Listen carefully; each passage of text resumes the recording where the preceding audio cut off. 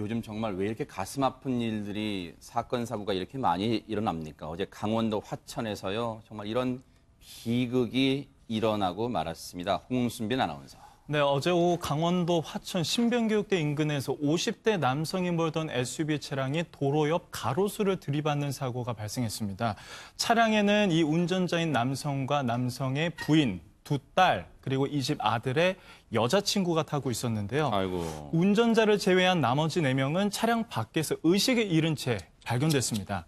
구급대원이 응급조치를 취했지만 4명 모두 끝내 의식을 차리지 못했다고 하는데요.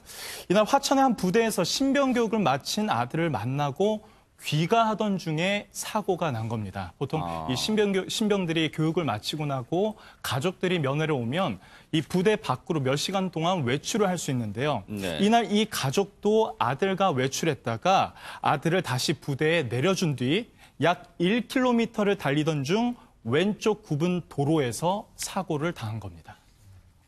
김윤희 프로파일러님, 이게 무슨 청천벽력입니까? 군에 들어간 아들, 신병 교육 마친 이 아들 늠름한 모습 보고 나서 부대에 데려다 준 뒤 돌아가는 길에, 집으로 돌아가는 길에 일가족 중에 아버지인 운전자만 살아남고 나머지 부인, 두 딸, 그리고 그 아들의 여자친구까지 4명이 현장에서 사망하고 말았습니다. 이게 무슨 날벼락입니까, 이게? 그러게 말입니다. 안타까운 일인데요. 지금 경찰과 소방당국은 그 사고 원인에 대해서 조사를 하고 있습니다. 네. 그래서 구부러진 그 소렌토 차량에 주변에 구부러진 그 안내 표지판이라든지 네. 다른 차량이 없는 점 등을 보아서요. 네. 김 씨 차량의 단독 사고로 보고 있습니다. 네. 그리고 운전자 외 동승자가 다 그 차량 바깥에 나와서 발견이 됐습니다. 어허. 그래서 안전벨트를 매지 않았는지의 여부도 조사 중에 있고요. 네. 또한 과속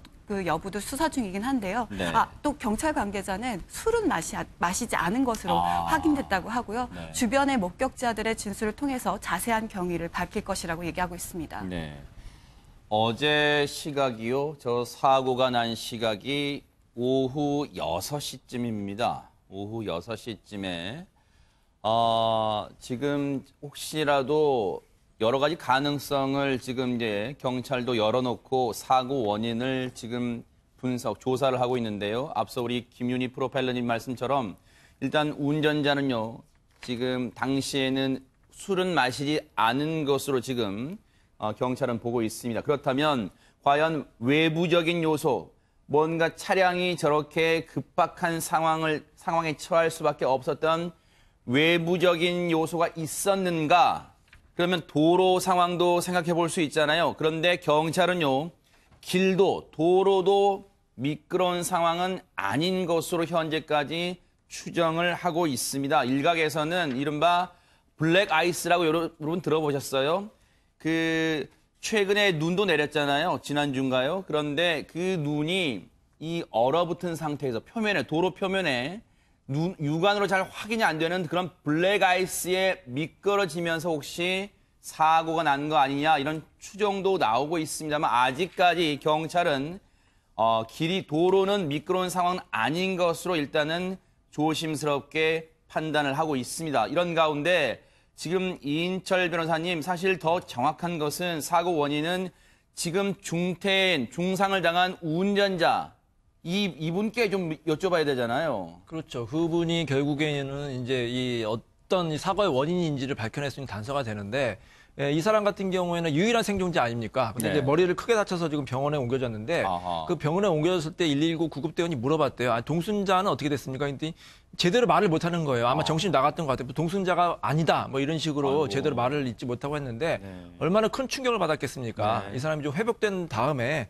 철저히 수사를 해서 왜 이 사고의 원인이 났는지를 좀 밝혀야 될 것 같습니다. 그러니까요. 근데 김동철 교수님, 저 상황은 지금 이 50대 운전자 상황이 이해가 돼요. 지금 사고가 난 것도 충격입니다만 지금 가족들이 혹시라도 어떻게 됐을까 지금 저것에 경황이 없을 거 아니에요. 지금 아마 지금 저 119 안전센터 관계자도 즉 넋이 나간 사람처럼 보이다 이렇게 얘기하고 있어요, 지금. 그럴 수밖에 없는 거고요. 이 사건을 제가 보고 나였으면 어땠을까라고 하는 공감이 들 정도로 상당히 충격적인 네. 사실 사건이거든요.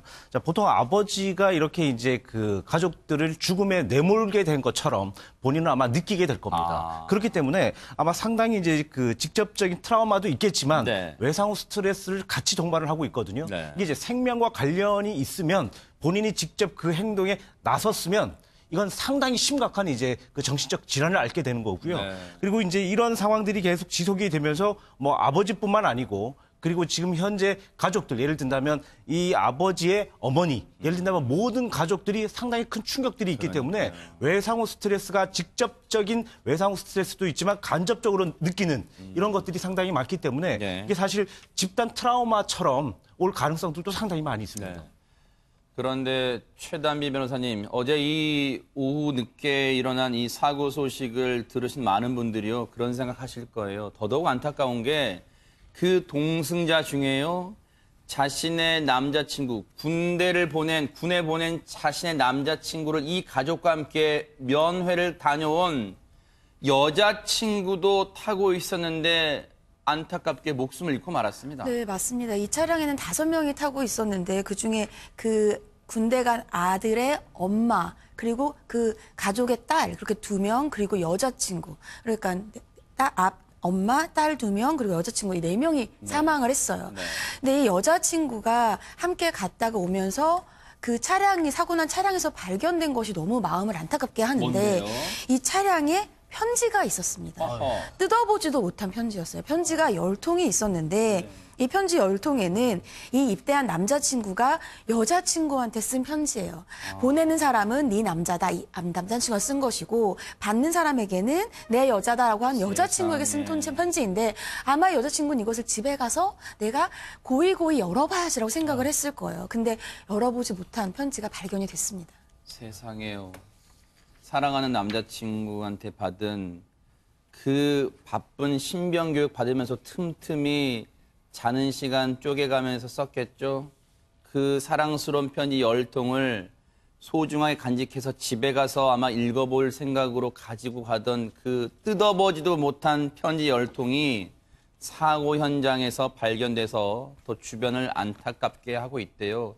이러다 보니까 김동철 교수님, 이 사고가 난 일가족, 이 가족도 걱정입니다만 지금 그 함께 따라갔다 변을 당한 그 여자친구의 가족분들도 지금 무슨 청천벽력입니까, 이게? 지금 이렇게 얘기하신 것처럼 가족의 죽음을 갑자기 이렇게 느끼게 되면 사실 애도증후군이라고 하는 증상들이 있습니다.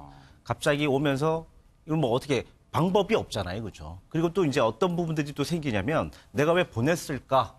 부터 시작해서 지켜주지 못한 마음에 대한 상당히 심각한 또 고민에 빠지게 됩니다. 네. 자, 이런 부분들이 이제 지속이 되면 결국은 애통의 느낌들이 상당히 지속이 되면서 강한 우울증들이 또 만들어지기도 하고요.